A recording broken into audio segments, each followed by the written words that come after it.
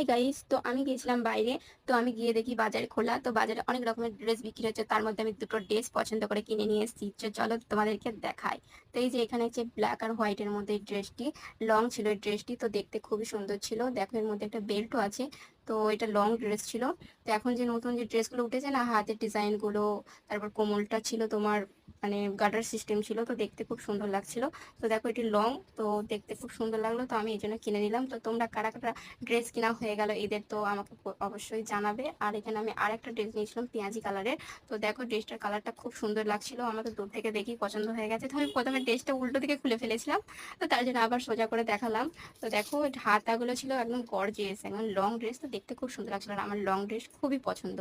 তো তোমরা বলো কেমন হয়েছে ড্রেসটি, অবশ্যই আমাকে জানাবে, ঠিক আছে? আর তোমরা কারা কারা ঈদের শপিং করলে সেটাও আমাকে জানাবে। তো এখানে ওড়নাটা দেখো, ওড়নাটাও খুব সুন্দর ছিল, কিন্তু গর্জিয়াস ছিল। আর এই যে এটার পায়জামা। তো এই যে এই ড্রেসগুলো কিনেছি, কেমন হয়েছে অবশ্যই